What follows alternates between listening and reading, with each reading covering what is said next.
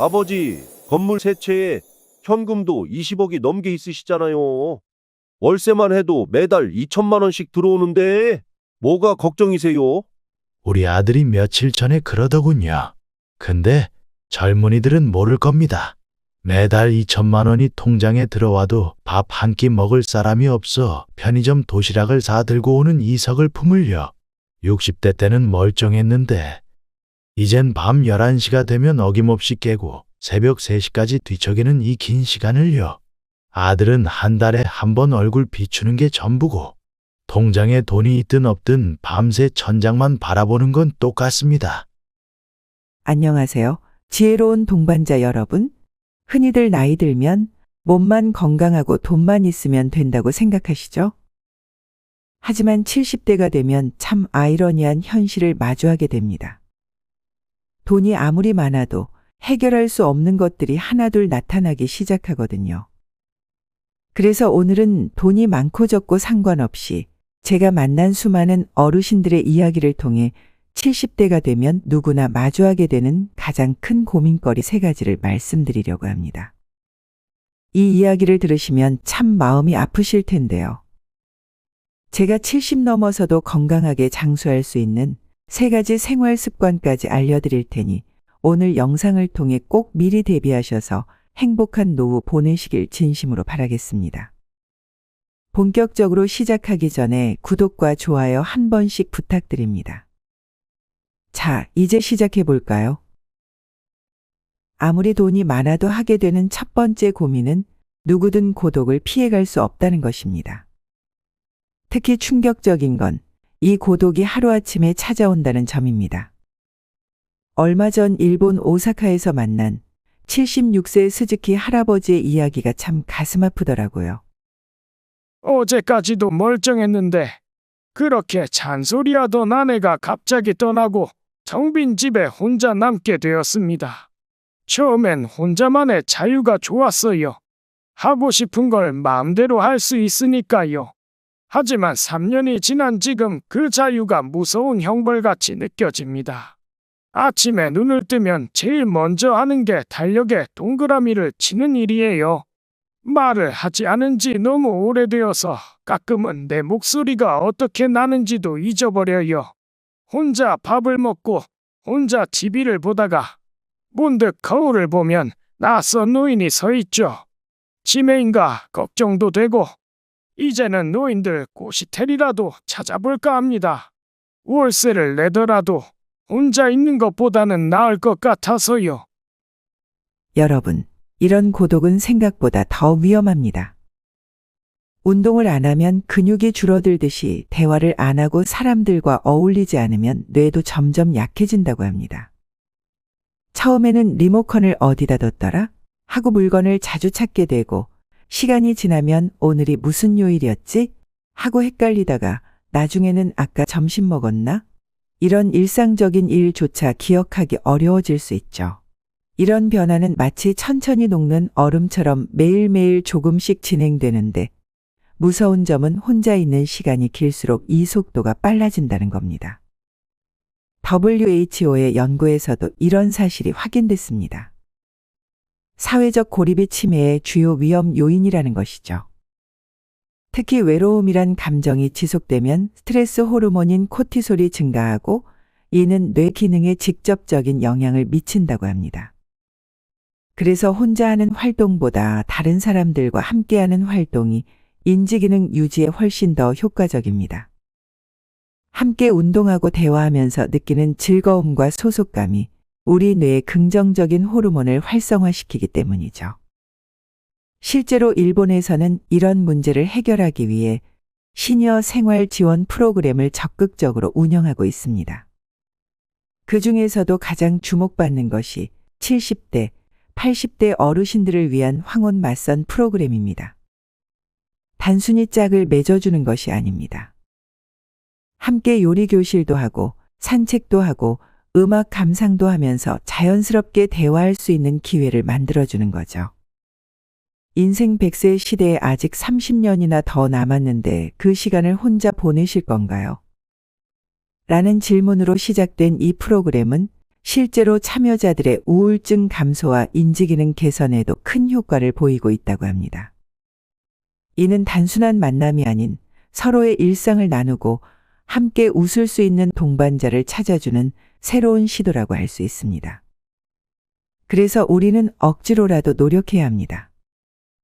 매일 아침 30분 산책을 나가 이웃과 인사를 나누고 수영장이나 등산 모임에서 새로운 친구들과 대화를 나누는 것. 이런 작은 실천들이 우리의 뇌를 활성화시켜주고 건강한 노년을 만드는 첫걸음이 됩니다. 결국 중요한 건 혼자가 아닌 함께의 시간을 의도적으로 만드는 것입니다. 그것이 단순한 인사일지라도 누군가와 나누는 작은 대화 하나가 우리의 건강한 노년을 지켜줄 수 있다는 사실 꼭 기억하시길 바랍니다. 두 번째, 70 넘어서부터는 인간관계가 서먹해집니다. 매주 화요일마다 바둑 모임이 있었어요. 30년 넘게 함께한 친구들이죠. 그런데 언제부턴가 제가 가장 나이가 많다는 이유로 자꾸 저를 선배님이라 부르고 밥도 제가 맨날 사게 되더라고요. 처음엔 존경받는 것 같아 기분이 좋았습니다. 하지만 시간이 지날수록 그게 부담으로 다가왔어요. 더 이상 평등한 친구가 아닌 그저 나이 많고 돈 있는 어르신이 된 것 같아서 결국 30년 우정도 그렇게 서서히 멀어지게 됐습니다. 제가 만난 많은 어르신들이 비슷한 고민을 하셨습니다. 돈이 많으니까 자식들이 더 자주 찾아오긴 해. 근데 날 보러 오는 건지 돈을 보러 오는 건지 분간이 안 돼. 어딜 가든 내가 가장 나이가 많으니까 당연히 사야 하고 나를 동등한 친구 우애 관계라 생각하지 않아. 내가 어떤 잔소리를 하면 꼰대라는 소리를 듣고 잔소리로 들리나 봐. 젊은이들끼리 어울리려고 하고 은근히 소외시키더라고. 돈을 줘서라도 자식들과 가까이 지내고 싶었는데 오히려 관계가 더 서먹해지는 경우가 많다고 합니다. 뿐만 아니라 오히려 돈이 많으면 주변 인간관계가 더 복잡해집니다.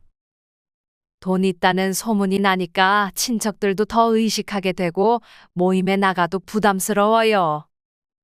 내가 더 내야 할 것 같고. 이런 말씀을 하시는 분들이 많습니다. 그래서 70대 때 어떻게 인간관계를 만드느냐에 따라 앞으로 80대, 90대의 삶의 질을 좌우할 정도로 정말 중요합니다. 이제는 과감한 선택이 필요합니다. 더 이상 형식적이거나 부담스러운 인간관계는 정리하고 진정으로 나를 이해하고 존중해주는 관계만 남기는 겁니다. 예를 들어 골프 모임이나 친목계 대신 평생교육원의 도자기 수업이나 동네 탁구 동호회처럼 함께 배우고 운동하는 모임을 하나씩 늘려가 보세요.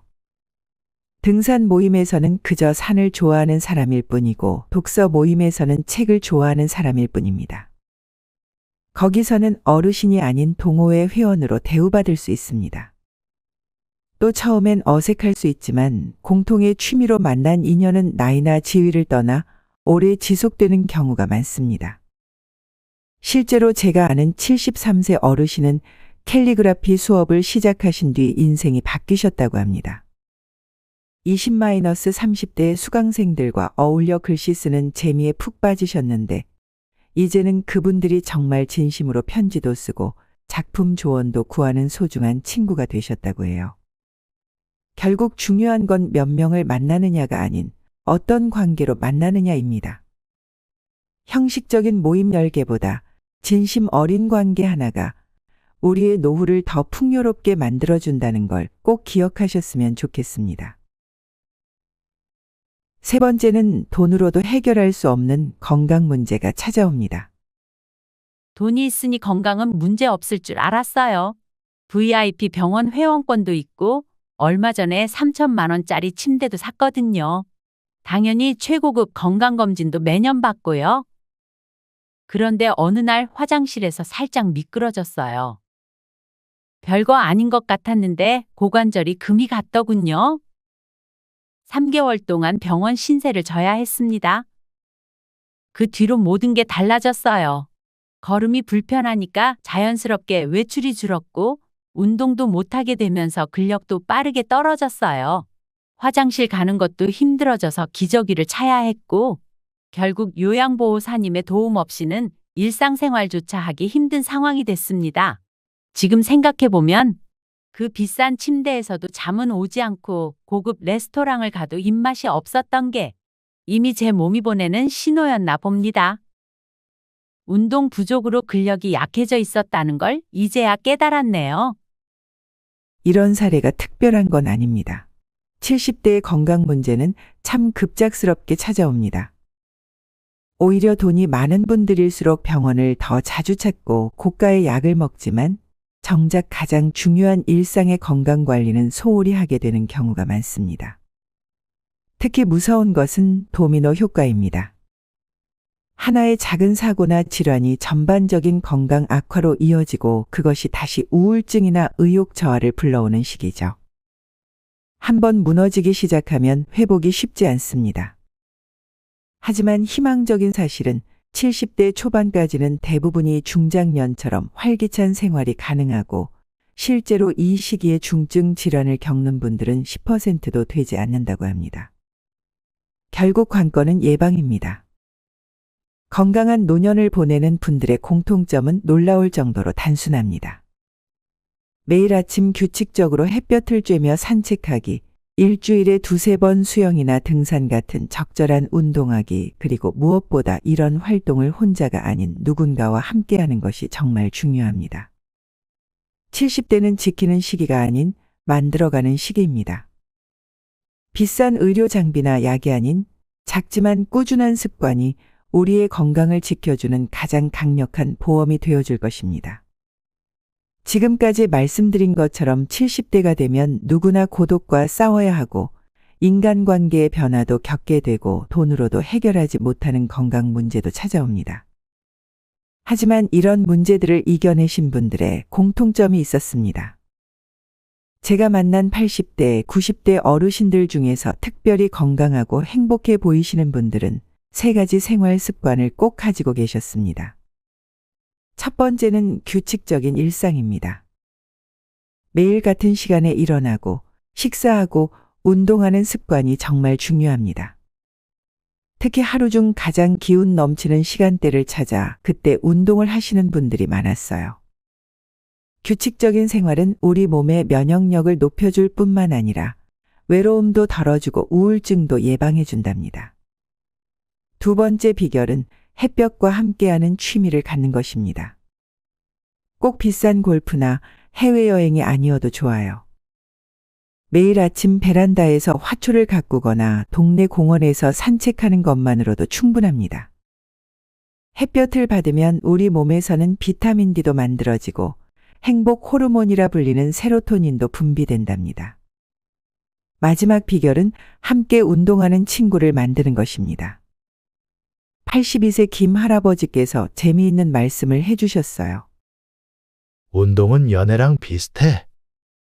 혼자 하면 금방 시들해지지만 함께 하는 사람이 있으면 어떻게든 하게 되는 법이야.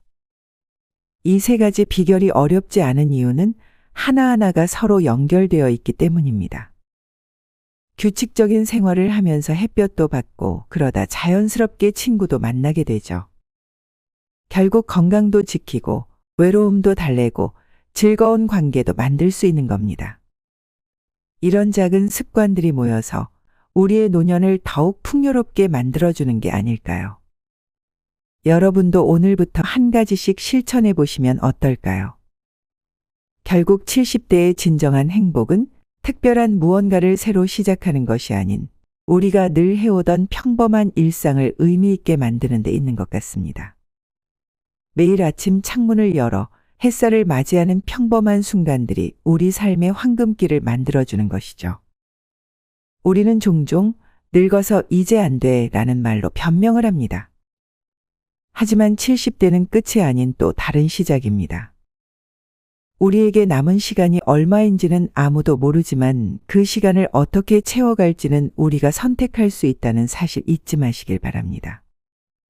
여러분은 오늘 하루를 어떤 의미로 채워가고 계신가요? 댓글로 여러분만의 소중한 일상을 들려주세요. 오늘도 긴 이야기 들어주셔서 감사합니다.